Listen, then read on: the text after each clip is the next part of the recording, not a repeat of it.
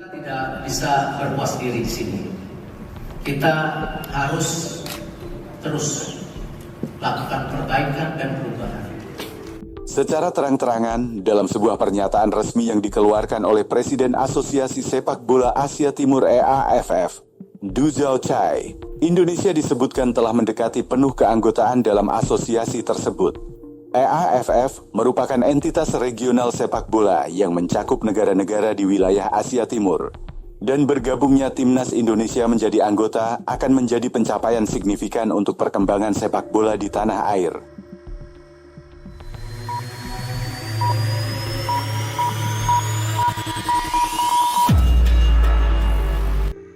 Menurut pernyataan yang dikeluarkan oleh Du Zhaochai, Timnas Indonesia hanya perlu memenuhi 2 persyaratan terakhir untuk memastikan keanggotaannya di EAFF. Namun, rincian mengenai persyaratan tersebut belum diungkapkan secara rinci oleh Presiden EAFF, menambah ketertarikan dan antisipasi dari publik sepak bola Indonesia. Presiden Du Zhaochai menyatakan, "Kami sangat antusias menyambut Timnas Indonesia sebagai anggota potensial di EAFF. Mereka telah menunjukkan komitmen yang kuat terhadap pengembangan sepak bola, dan kita yakin bahwa kehadiran mereka akan memperkaya persaingan di wilayah ini." Meskipun pernyataan ini memberikan harapan bagi penggemar sepak bola Indonesia, ketidakjelasan mengenai 2 persyaratan terakhir tersebut telah menjadi fokus utama diskusi. Apakah itu terkait dengan aspek infrastruktur, kualitas kompetisi domestik, atau faktor lainnya masih menjadi misteri. Asosiasi Sepak Bola Indonesia belum memberikan tanggapan resmi terkait pernyataan Presiden EAFF. Namun, diduga bahwa PSSI dan pihak terkait sedang melakukan kajian mendalam terhadap persyaratan yang belum terpenuhi, guna memastikan bahwa Timnas Indonesia dapat segera memenuhi kriteria yang dimaksud.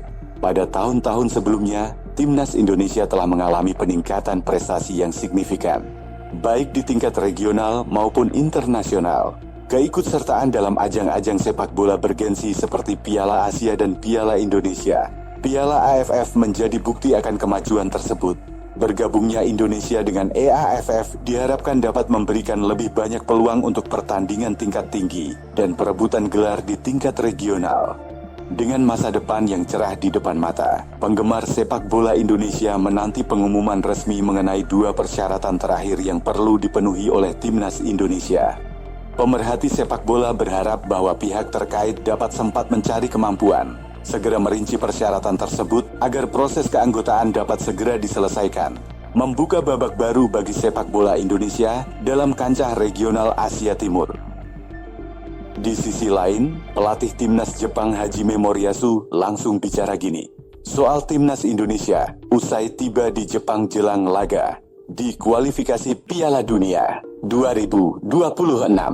Laga penutup grup C kualifikasi Piala Dunia 2026 zona Asia antara Jepang kontra Indonesia belum dimulai, namun nuansa respek dan ketegangan positif sudah terasa di udara Osaka. Pelatih Timnas Jepang Hajime Moriyasu secara terbuka mengaku takjub dengan transformasi yang ditunjukkan Timnas Indonesia di bawah asuhan Patrick Kluivert. Dalam sesi wawancara yang digelar di ruang media stadion Suita City pada Minggu malam, 8 Juni, Moriyasu menyampaikan kekagumannya terhadap skuad Garuda yang baru tiba sehari sebelumnya dan langsung mencuri perhatian. "Saya menyambut hangat kedatangan Timnas Indonesia ke Jepang, melihat skuad yang mereka bawa dan cara mereka mempersiapkan diri. Sejauh ini saya bisa katakan ini bukan Indonesia, sama seperti dulu. Mereka sekarang tampil dengan wajah baru, dan ini membuat pertandingan kami nanti menjadi sesuatu yang sangat menarik," ujar Moriyasu di hadapan awak media lokal. Pelatih berpengalaman yang telah membawa Jepang lolos ke Piala Dunia 2026 itu mengamati perubahan mencolok dalam struktur permainan serta komposisi pemain Indonesia yang dinilainya semakin modern dan berani. Patrick Kluivert adalah pelatih dengan pengalaman Eropa yang luar biasa. Saya bisa melihat pengaruhnya, mulai dari cara tim mereka bermain, hingga kepercayaan diri para pemain.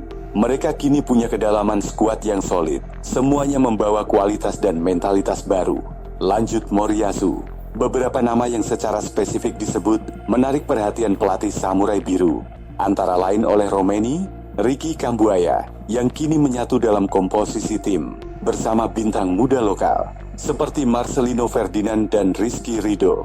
Meski Jepang telah memastikan diri sebagai juara grup, Moriyasu menegaskan bahwa timnya tetap mempersiapkan laga kontra Indonesia dengan penuh keseriusan. Kami tidak menganggap remeh siapapun, apalagi Indonesia saat ini tampil sangat dinamis dan punya transisi permainan yang cepat.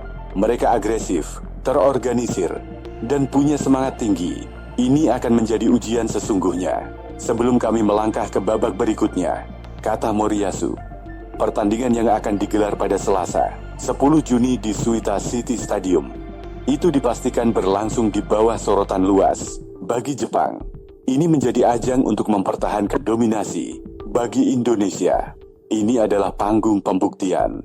Saya percaya laga ini akan menjadi sajian menarik, bukan hanya untuk kedua negara, tapi juga untuk publik sepak bola Asia. Indonesia telah membawa angin baru, dan itu patut dihargai, tutup Moriyasu sambil tersenyum. Dengan pengakuan ini, respek telah diberikan, dan kini tinggal bagaimana Garuda menjawabnya di atas lapangan dengan kerja keras, keberanian, dan tekad untuk membuktikan bahwa Indonesia tak lagi bisa dipandang sebelah mata. Mengejutkan. Begini pengakuan Egy Maulana Fikri soal dirinya yang pakai nomor punggung 7 milik Marcelino Ferdinand. Egy Maulana Fikri mengungkapkan alasan dibalik ia memakai nomor punggung 7, bukan 10 di laga Timnas Indonesia versus Cina. Seperti diketahui, Timnas Indonesia baru saja mengalahkan Cina 1-0 dalam laga ke-9 Grup C kualifikasi Piala Dunia 2026 Zona Asia di Stadion Utama Gelora Bung Karno, Jakarta, Kamis 5 Juni 2025. Kemenangan ini membuat Timnas Indonesia memastikan diri lolos ke putaran keempat kualifikasi Piala Dunia 2020. Timnas Indonesia dalam laga melawan Cina memang menarik banyak perhatian pecinta sepak bola tanah air. Bahkan media asing pun turut menyoroti keberhasilan tim Merah Putih mengalahkan Cina. Tak hanya soal keberhasilan Timnas Indonesia saja, akan tetapi penampilan beberapa pemain tim Merah Putih juga mendapat sorotan banyak pihak. Salah satu pemain yang mendapat sorotan pecinta sepak bola tanah air, yakni Egy Maulana Fikri. Pemain Dewa United itu dalam laga melawan China mendapat kepercayaan dari Patrick Kluivert. Ia menjadi starter dan menjalani duet dengan Oleh Romani di depan.